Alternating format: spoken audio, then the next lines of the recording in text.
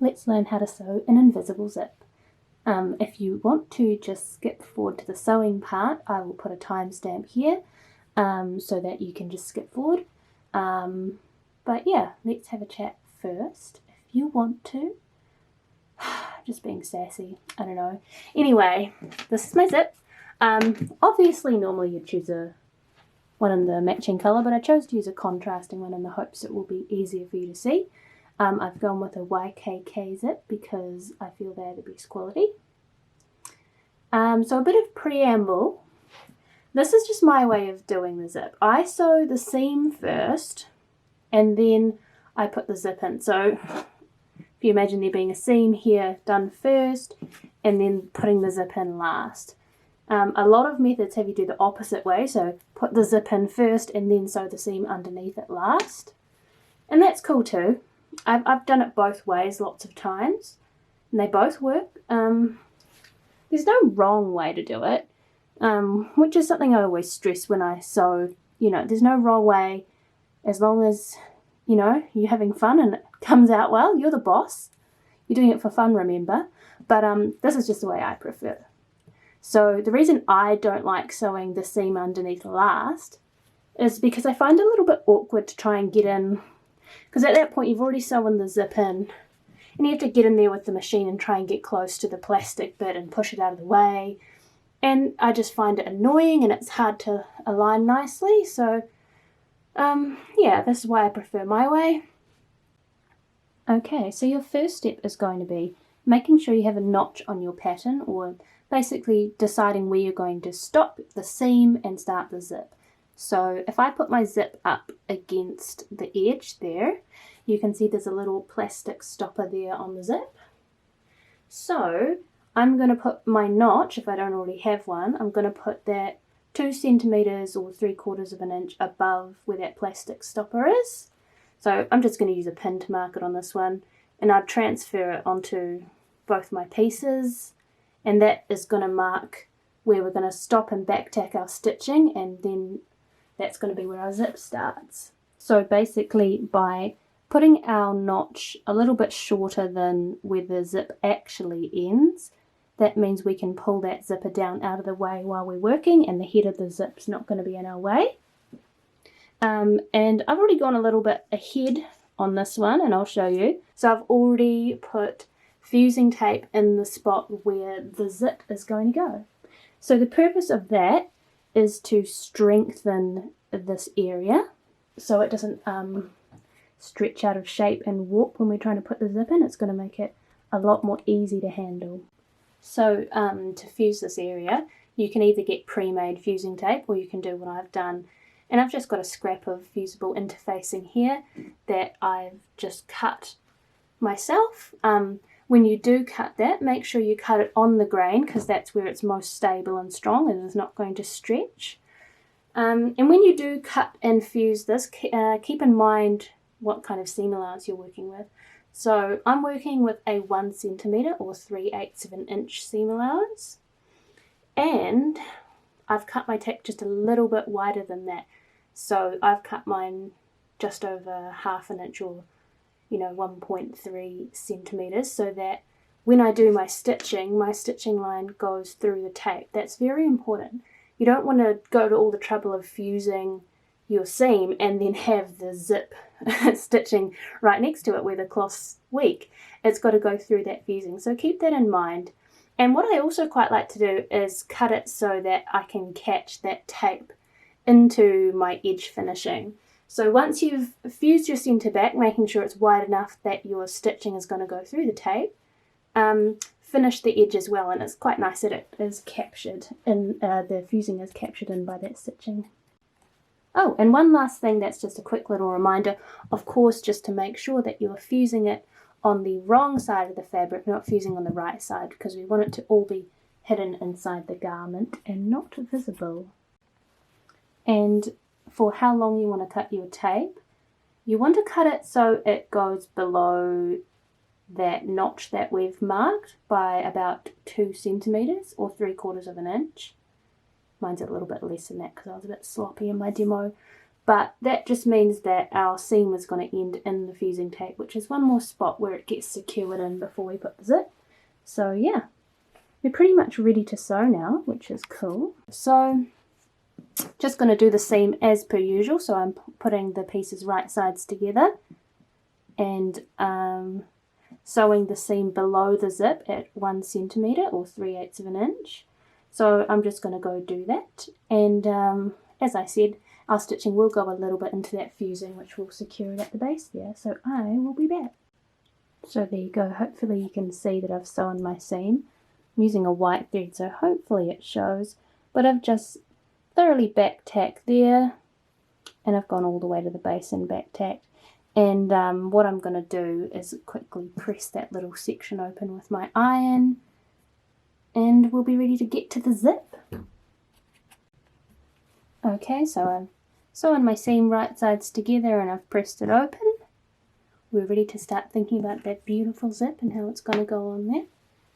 So let's chat a little bit about placement before we go to the machine. And also about the feet. So why don't we start with the feet? I've got 2 examples of specifically invisible zip feet here. So you might notice they differ a little bit, and that's normal. That's just different makes. They do the similar thing, but they both have grooves in the bottom, which is what the coils go into. So the coils on the zip slot into those grooves and get held open when we stitch it. You can, instead of these, use a regular zip foot if you want, but it just requires a little bit more handling, where these do a little bit more of the work of holding those coils open, if that'll even focus on it, but you get the gist. So now let's talk about how the actual zip goes in and just a bit of some placement tips for you. So talking about seam allowance first, the zip is actually designed for a 1 centimetre or 3/8 of an inch seam allowance. So that makes it really easy to place the zip. So we're going to place the zip right sides together with the fabric, just like a normal seam, right sides together. So obviously the right side is the bit with the beautiful pull that we can see. So I'm going to place that right side down on the right side of this. And talking more about that seam allowance, because it's designed for a 1 centimetre seam and my seam allowance I've used is 1 centimetre, I can just put that perfectly up against the edge, which makes it super easy to align. So let's say you're using a slightly bigger seam allowance, you'll just have to step it away from that edge a little bit more. So if I'm using a 1.5 centimetre seam allowance, I'm going to put this 5 millimetres away from the edge. But because I'm using 1, super easy, just right up on the edge. And the other bit we want to think about is the top. So on the pattern I'm making, the Ella skirt, at the top of the centre back, there's a seam where the waistband is attached. So again, that's a 1 centimetre seam. So I want to make sure this little plasticky bit is not going to go into that seam and get crunched by my needle or just interfere with things. So I'm looking at that and I'm going to place that just a little bit below that 1 centimetre. So for this zip tape, it's actually perfect. The top of the zip tape aligns to the edge of the fabric. Different brands, this little top bit might be longer, so base your spacing on that little zip stopper at the top. So yeah, this is just another point where you have to keep your seam allowance in mind. If you've got a larger seam allowance, such as a 1.5 or 5/8 of an inch seam allowance, this is going to have to be a little bit lower. So just remember, whatever your seam allowance is, plus 3 millimetres or 1/8 of an inch, and that's going to keep that little knob out of the way. Cool. Let's get to sewing. So one note, a lot of people will tell you to press the coils open with an iron, and I never do that. I don't feel it's necessary. So when you're stitching it, you want to be rolling those coils open so that you can actually get your stitching in nice and close, and then it naturally rolls back over them, and that's what makes it invisible. So some people say, oh, press it open and that'll allow it to open up. I never bother. I find that my handling and my foot work together to open them up, so I don't need to iron. You can if you want, if you feel it helps you. it might make it a little easier for you to handle if you're not used to it. So as I said before, it's right sides together, just like a seam. That helps you remember. Remember, the beautiful pull is on the right side, and I'm putting it right side down. So you're going to sew it with it unzipped, and as we've discussed, I've already figured out how I want it aligned with my gap up there and having it abutted against the edge there. I'm going to have it fully unzipped when I sew. And I actually do it without pins. I find you don't need them, but you do need to be careful with your handling if you're going to go without pins. So I'll show you slotting it in soon, but we're dealing with 2 layers of different weights, and that can often mean you just have to be extra careful with your handling. So I'm going to go grab a sample I made of what it looks like when your handling goes horribly wrong. So this is a fun sample I made just to demonstrate what happens when you pull on the fabric. If your fabric is unstable or stretchy and you don't fuse it and you let the fabric stretch out as you sew a zip in, can you see how this has gone all bulgy and wavy? So if you've ever made a zip that's bulgy and wavy, what's happened is your fabric has stretched out as you've sewn it to the zip, and it's just become permanently waved out by the zip holding that stretched out fabric in place. So that's why we fuse, to avoid that, and that's why we're careful with our handling and making sure we're not pulling on layers and deforming them as we sew. So if you've ever had this happen, I'm sorry, there's no way to fix it without unpicking it, but isn't that just glorious, glorious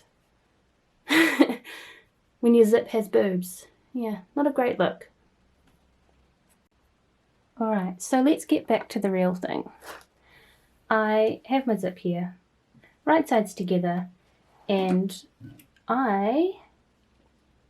this is where it can be a little bit tricky. I'm putting them on top of each other. I'm using my index finger to flatten out those coils and make them stand up rather than letting them roll. If you just let them roll as they wish, you're not going to be able to get nice and close, and it's not going to be an invisible zip. So I've got my grooves in the bottom of my foot, and I'm rolling it open and letting it get into that groove so the foot can guide it from here on. At the start, you've got the little stop to get over, so that's a little bit of extra area of challenge that you're going to have to just be really careful not to get stuck on that bit. So sometimes you need to just put a little bit of extra force in when you're going past that bit. So I'm going to try and sew with this camera in the way.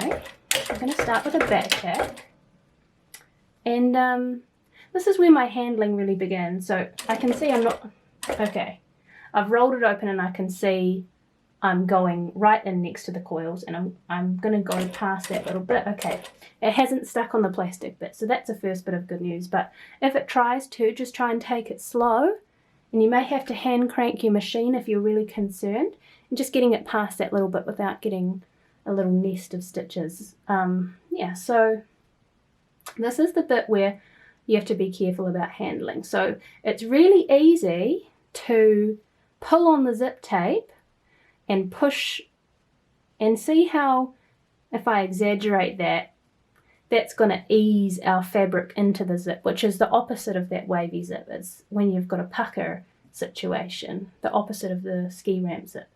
So what I'm going to do is I'm going to make sure I'm holding this flat and letting this lie on top, not pulling on the zip tape, because that's going to give that easing effect, and I'm just going to be really careful of that as I stitch. So I'm holding this taut, I'm putting the zip on top of it, then I'm using my fingers like white knuckle action, giving it a pincer so it can't move. I'm using my fingers as pins. That's why you don't need pins. Got fingers. And just not letting it move once just rolling it open and checking I'm getting nice and close. I am. And then once you get a little further down, just repeat, holding that taut, letting this sit on top without pulling it and stretching it, pinning it down with my fingers, bullying it along, and then letting the foot do the work of opening up those coils. So you can see how if your zip foot's not as reliable and it's not as good as opening out those coils, maybe pressing it will give you that little bit of edge to give it that little bit of extra coercion that it needs. again.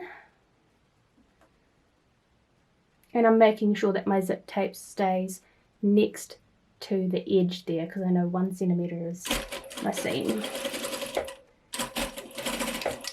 Now that I'm coming to the end, you can see that's where my seam has been sewn.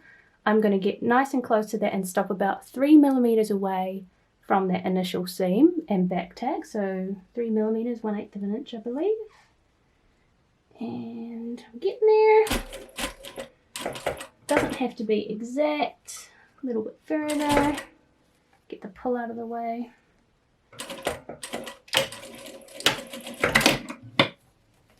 Alright, so there we go. That's our first bit sewn. You can see, well, hopefully you can see there's just that little gap there. So, exciting. Alright, so let's see what we've got so far. I hope you can see what we're dealing with here. You can see I have sewn, whoop, it's all flipping around on me. I've sewn that right side together on that one side of the seam. My other half is flapping free. I've stopped that little bit away from the seam.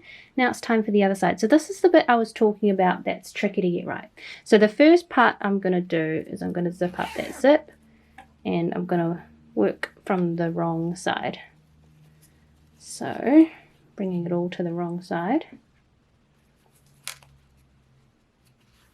This bit at the base where these seams line up is crucial to avoid getting a bubble. So again, I've prepared a sample of what it looks like if you misalign that base area. So on this one, I purposefully misaligned it, and you can see there's just like a little bubble there. I mean, that's going to bother me if I have that on my garment. That's something that we're going to work to avoid in our next steps. And it's just a little bit of misalignment causes that little bubble to appear, and it just doesn't look quite as invisible as we'd all love. So our key part is lining up the bottom here. So if we've all done things, if we've all got this lined up nicely, this little bit across the base should be perpendicular to the seam. So what you don't want is, you know, you're skewing things, and that's what's going to cause that bubble because you're causing a discrepancy in the sides. So what I like to do is line it up all beautiful. And then I grab a pin and I put it in a pin sort of to simulate how it would be sewn if I was to go forward with this. So I open it up, look at it from the right side, and give it a little look and see if it's causing any bubble. So this is my first check against bubble syndrome. So yeah, that looks fine. I can even put another pin if I want, but that's good enough for me. And then my next test that I do is I actually bring out the zip foot, not the invisible zip foot. I bring in my zip foot so I can get nice and close. That's this one. A little groove in the side. Yours might look a little bit different.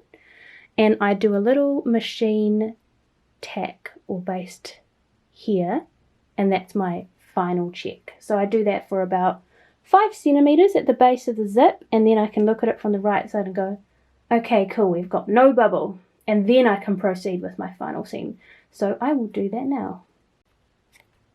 Okay, so I've got my pin in, I've got my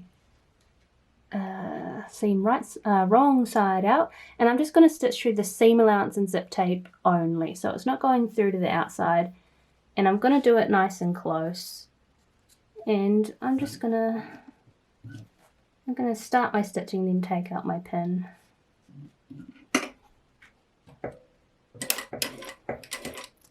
You don't have to do it super close to the actual zip. The closer you get, the more easy it'll be to check it, but you know, you don't have to be super pedantic. This is just my nice little fail-safe check to make sure I don't have that pesky bubble in my life. So again, I'm just going to stitch, you know, approximately 5 centimeters, and then I can open it out to the right side and go, is there a bubble?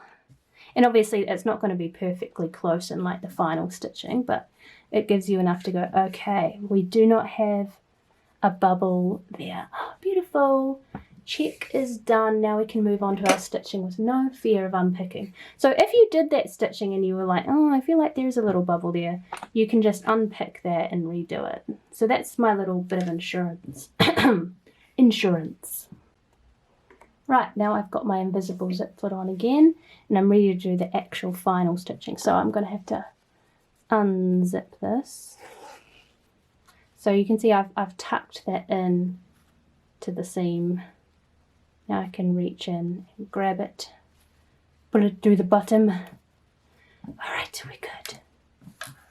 So now our zip's fully open, and this is why it's really good to have the zip that little bit longer than the seam, because our zip pull can rest out of the way while we're sewing, and we can go on with our lives without having to fight with it, which is nice.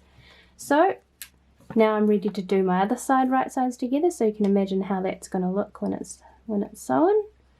So let's get back to it. And I like to do the second half from the top down. This time the zip coil is going to go into the other side of the foot. So again, I'm rolling it open with my fingers so that it's going to be nice and vertical for that foot to get in the groove, so to speak. Oh, and a note about aligning the top. You're going to have to mirror exactly what you've done on this side. So if you've stepped it below the seam on this side, you're going to step it down, obviously, by the same exact amount so that they're nice and even at the top. Nice thing to check now before you go too far.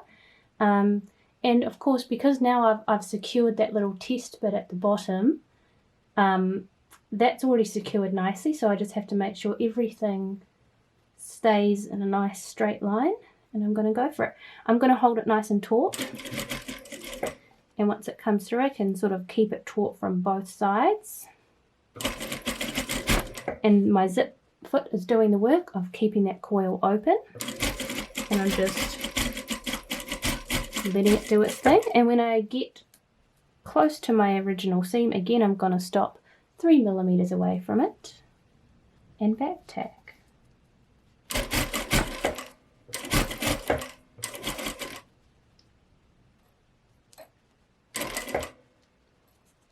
About 3 millimeters there. Okay, so I've taken it out of the machine. It's been stitched. And of course we've got the fiddly bit where we have to bring the pull up from underneath. So again, this is a slightly annoying. I'm pushing it upwards, pushing the pull upwards through that hole and bringing it through to the right side where I can pull it up. Ta-da! Oop, jostle the camera. But yeah, so I haven't even pressed it yet, and that's already looking pretty nice, isn't it? Yay! So here it is now. I've pressed it. It is looking beautiful. It is looking handsome. You cannot even see the transition at all.